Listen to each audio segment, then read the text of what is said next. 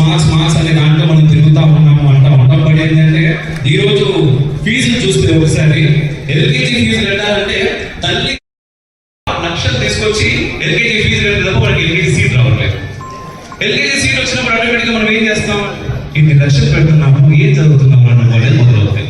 చదవడం అంటే ఏంటి, అక్కడ మార్కులు రావడం. మార్కులు ఎలా వస్తాయి, ఆ పుస్తకాల్లో ఏది ఉందో అది రాస్తేనే వాళ్ళు మార్కులు ఇస్తారు. సో ఆ పుస్తకాల్లో ఉన్నత వీడికి రావాలంటే ఏం చేయాలి, బడ్డీ పట్టాలి. సో ఆ బడ్డీ దగ్గర నుంచి మన జీవితాలు బడ్డీకే పరిమితం అవుతున్నాయి. ఆ సనాతన ధర్మాన్ని at the same time modern education సిస్టమ్ని మనం ఎంతవరకు ఎలా వినియోగించుకోవాలి అనేది మనం ఇప్పుడు చర్చించుకోబోతున్నాం. దీనిలో భాగంగా మాట్లాడే శ్రీ భాస్కర్ దేవి గారికి జై శ్రీరామ్.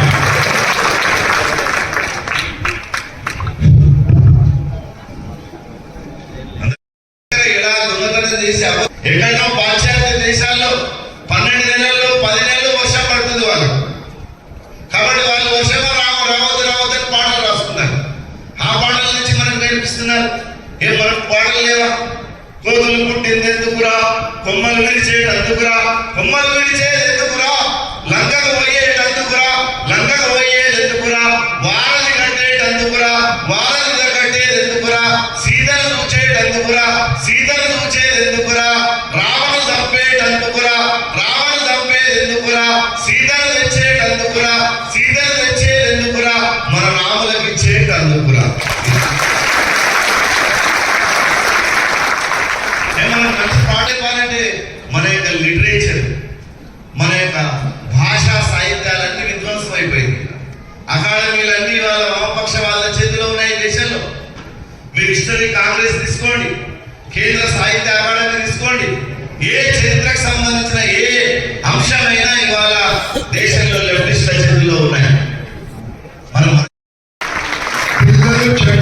చెడ్డ పిల్లలు లేరు, చెడ్డ వాళ్ళు కాబట్టారు. బికాస్ చెడ్డ తల్లిదండ్రులు ఉన్నారు కాబట్టి, చెడ్డ టీచర్లు ఉన్నారు కాబట్టి.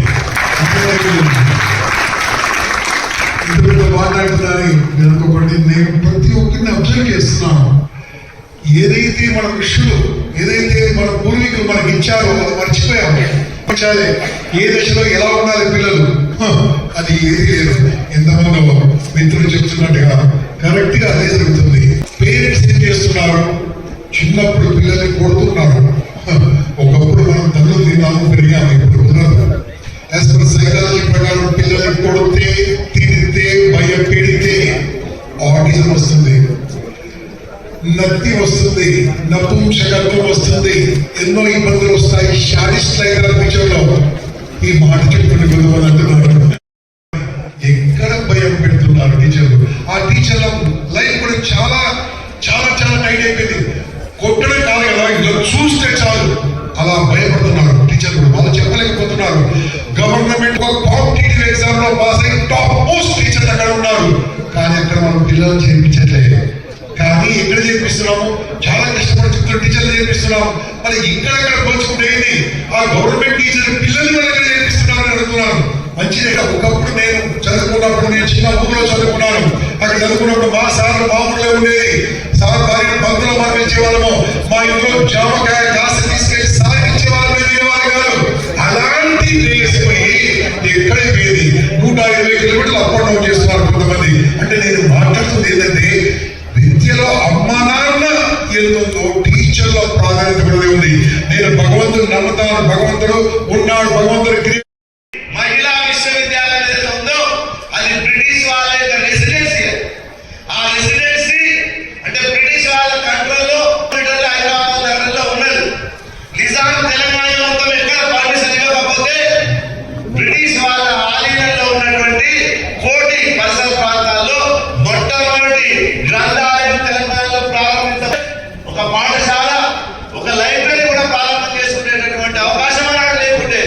అట్లాంటి పరిస్థితి ఈ గడ్డ చాలా ఇప్పటికీ మనకు తెలియకుండానే భయం బిక్కుబిక్కుమనేటటువంటి మనస్తత్వం మన దగ్గర ఉంది. అది పోవాలంటే నీ ధర్మం పట్ల నీకు సరైనటువంటి అవగాహన ఉండాలి. మీరంతా విద్యార్థి బాధపడాల్సిన అవసరం లేదు. నిజానికి 2010లో తెలంగాణ వచ్చింది అని